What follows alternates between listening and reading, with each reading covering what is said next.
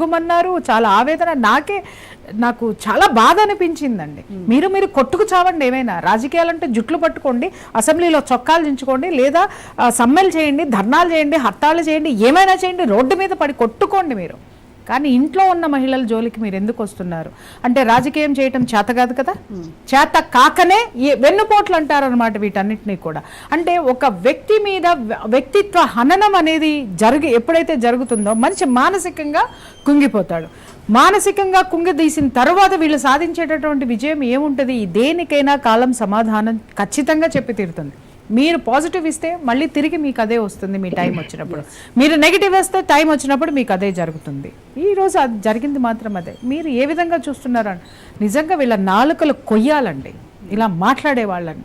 అరే ఇంట్లో ఉన్నటువంటి ఆడవాళ్ళు ఏం పాపం చేశారండి? నీకు పార్టీ మీద ద్వేషం ఉందా, లేకపోతే పార్టీలో ఉన్నటువంటి ముఖ్యమంత్రి మీద ద్వేషం ఉంటే ముఖ్యమంత్రి చేసేటటువంటి అన్యాయాలను అరాచకాలను మీరు మాట్లాడండి, లేకపోతే వ్యక్తి మీద ద్వేషం ఉంటే అతను చేసినటువంటి దుర్మార్గాలు ఏమైనా ఉంటే బయట పెట్టండి. కానీ వెళ్ళి ఇంట్లో ఉన్నటువంటి మహిళల మీద మాట్లాడడం ఎంతవరకు కరెక్ట్? ఈ మధ్య కొత్త పోకడ చూశాను నేను. ఒక మహిళ అనుచితంగా వ్యాఖ్యలు చేసింది అనగానే ఆమెని నోరు మోయించడానికి భాష లేదా అండి మన దగ్గర? భాష లేదా?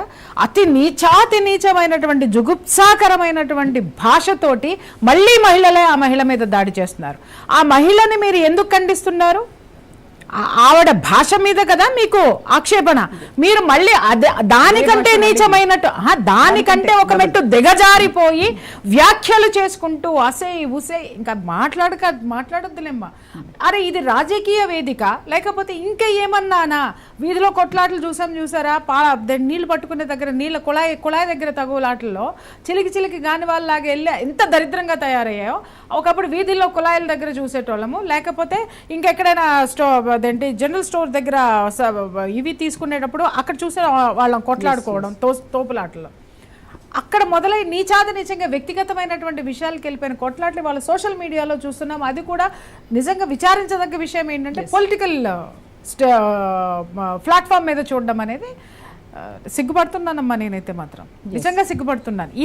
ముఖ్యంగా మహిళలు చెప్తున్నాను, ఈరోజు చాలా మంది మహిళలు కూడా ఇదే విధంగా మాట్లాడుతున్నారు. ఇవాళ ఒక మగవాడు కాబట్టి వాడి మీద మనం శిక్ష వేసాము, లేకపోతే వాడి మీద కేసులు ఫైల్ అయినాయి అని చెప్పేసి మనం మాట్లాడుతున్నాం. కానీ మాట్లాడే మహిళలను కూడా మనం ఎందుకు వదిలిపెట్టాలి అని అడుగుతున్నాను నేను. మహిళలను వదిలేస్తారా? మహిళ మర్డర్ చేస్తే వదిలేస్తారా? మహిళ ఇంకేదన్నా చేస్తే వదిలేస్తారా? సంస్కరణ అనేటటువంటిది, సంస్కారం అనే సంస్కరణ ముందు ఉమెన్ నుంచే రావాలి. ఎస్, అంటే అన్నిట్లో సగం మేము కూడా వాళ్ళతో ఈక్వల్గా అనే దాంట్లో దీన్ని కూడా పోటీ పడుతున్నారా ఈ విషయంలో కూడా అనిపిస్తోంది ఇలాంటి వాళ్ళని చూస్తూ. ఈక్వల్గా ఉంటే ఒక రాజ్యాధికారాన్ని చేపట్టు, ఈక్వల్ అనుకుంటే పోటీ చేసుకెళ్ళు, ఈక్వల్గా అనుకుంటే గెలిచి నాయకురాలవై చూపించు. మాట్లాడటం వల్ల, బూతులు మాట్లాడడం వల్ల నీ వ్యక్తిత్వం బయటపడుతుంది తప్ప నేను నిజం చెప్తున్నాను, ఆ భాష వల్ల నీ దగ్గరికి ఏ పదవి రాదు, నీకు ఏ పదవులు ఇవ్వరు. కరెక్ట్. ఎస్.